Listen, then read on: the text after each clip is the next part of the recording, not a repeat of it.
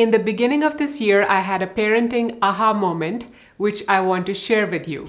Hi, this is Supreet. I upload new videos every Sunday about personal growth, meditation, and parenting. You can follow me on Facebook, Instagram, and Twitter at Grow with Supreet. If you're a parent, you know that there's always something that you're worrying about regarding your kids. Worrying is a part of your job description as a parent.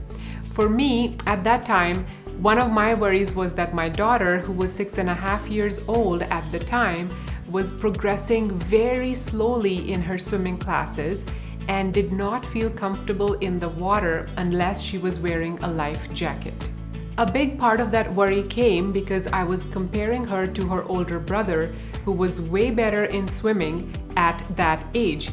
In fact, he never needed a life jacket, so we never bought one for him. Now, I know it is bad to compare kids with other kids or with their siblings.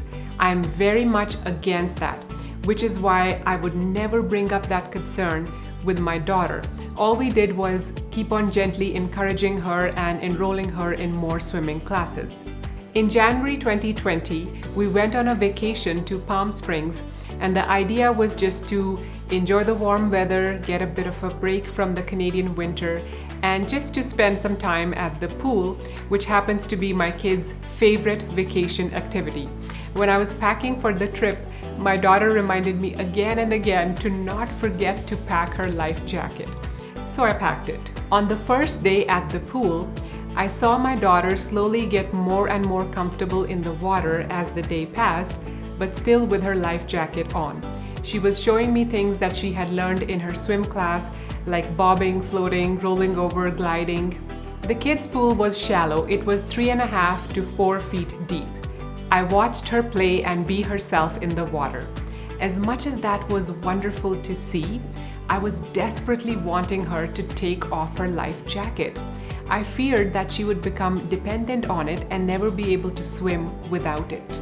Somehow I resisted the urge and bit my lip and did not say to her to try to take off her life jacket. I'm so glad I did that, because saying that would have had the opposite effect. If you're a parent, you very well know what I mean.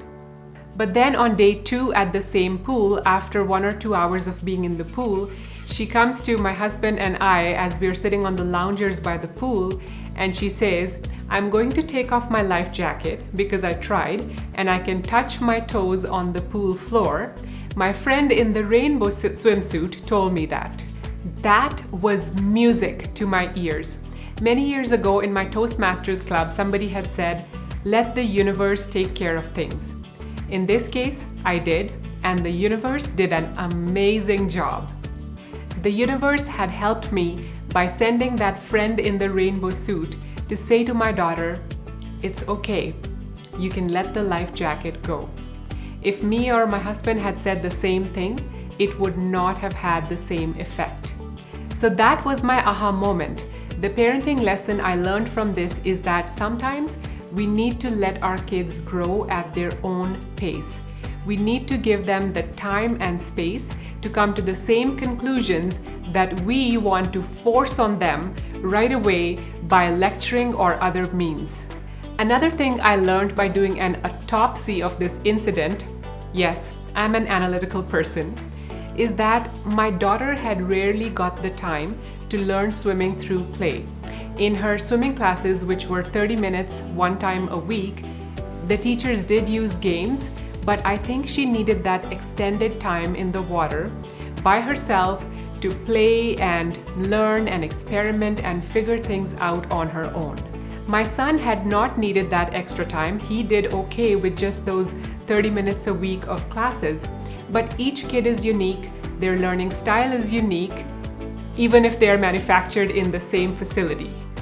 So give time and space to your kids to let them learn and grow in the way they want, in the time frame they want, without comparing them to other kids. Don't push them too much. But that being said, I believe that no extreme is good. I think the best approach is to take the middle path, whether we're talking about parenting or anything else. So while too much pushing and too much lecturing is bad, also letting your kids doing whatever they want all the time without any encouragement or gentle pushing would also be bad. The best path is usually in the middle. I am so grateful to my parents for pushing me for public speaking when I was a kid. In the beginning, I hated it, but now it's my passion. In fact, two of my biggest fears as a kid were public speaking and dancing. And now both these things are my biggest passions. I had to be pushed for both of these. Parenting is a delicate act of balancing. It's also an act of learning and unlearning continuously. You have to constantly adapt to their changing and growing personality. Your kids will keep you on your toes, and that's what makes parenting such an adventure. Our kids are actually our teachers and are helping us grow. Comment below if you agree with me, disagree with me, or you have something to add. Take care. I'll see you in the next video. Keep growing.